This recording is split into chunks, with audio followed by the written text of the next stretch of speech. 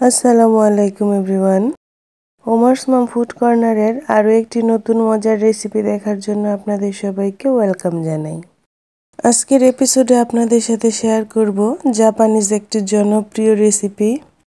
আমরা দেশি স্টাইলে যেভাবে ফ্রাইড চিকেন খাই, এই জাপানিজ চিকেন কারাগেটা এর থেকে অনেক বেশি সহজ। সাধারণ কিছু উপকরণেই এই চিকেনটা বানানো যায়, শুধু বানানোর প্রসেসটা একটু ভিন্ন। এই ফ্রাইড চিকেনটা খেতে ভীষণ ভালো লাগে। তো দেরি না করে চলুন রেসিপিটি শুরু করা যাক। এখানে আমি 400 গ্রামের মতো বোনলেস চিকেনকে ছোট ছোট টুকরা করে কেটে নিয়েছি।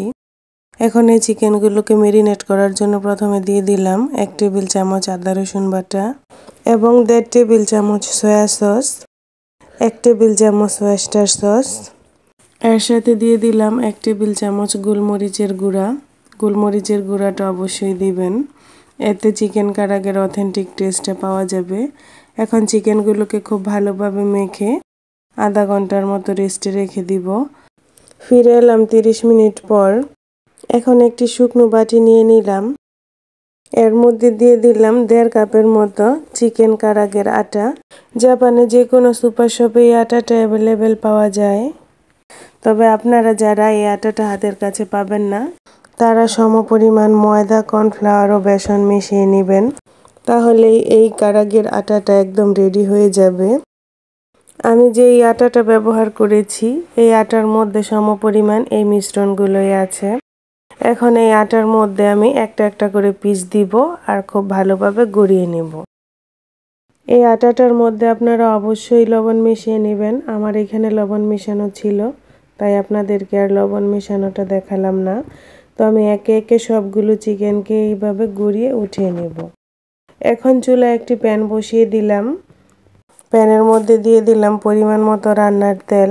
তেলটা যখন গরম হয়ে যাবে, তখন একে একে চিকেনগুলোকে আমি দিয়ে ভেজে নেব। মিডিয়াম হিটে একটু সময় নিয়ে চিকেনগুলোকে ভাজতে হবে, যেন উপর থেকে ক্রিস্পি আর ভিতর থেকে একদম নরম তুলতুলে ও জুসি হয়। যারা ভিডিওটি দেখছেন তাদেরকে অসংখ্য ধন্যবাদ।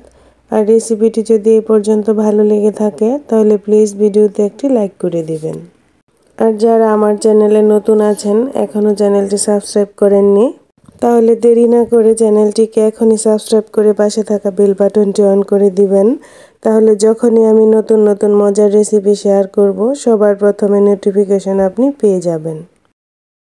তো চিকেনগুলো যখন এরকম গোল্ডেন ব্রাউন কালার হয়ে ভাজা হয়ে যাবে, তখন চিকেনগুলোকে আমি তুলে নিব। প্রত্যেকটা বেজ ভাজতে আমার 8 থেকে 9 মিনিটের মতো সময় লেগেছে। আমি 3টি ভেজে চিকেনগুলোকে খুব ভালোভাবে ভেজে নিয়েছি। এই তো খুবই সহজে তৈরি করে নিলাম জাপানিজ চিকেন কারাগে। এটা জাপানিজ খুবই জনপ্রিয় একটি রেসিপি, আর রেস্টুরেন্টে খেতে গেলে অনেক টাকা দিয়ে এই রেসিপিটি খেতে হয়।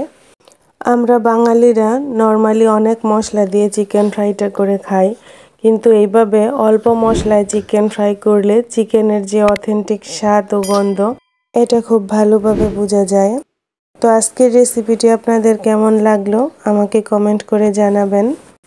ভিডিওটি শেষ পর্যন্ত দেখার জন্য আপনাদের অসংখ্য ধন্যবাদ। আজ এখানেই শেষ করছি। দেখা হবে নতুন কোনো মজার রেসিপি নিয়ে। এ পর্যন্ত সবাই ভালো থাকবেন। আল্লাহ হাফেজ।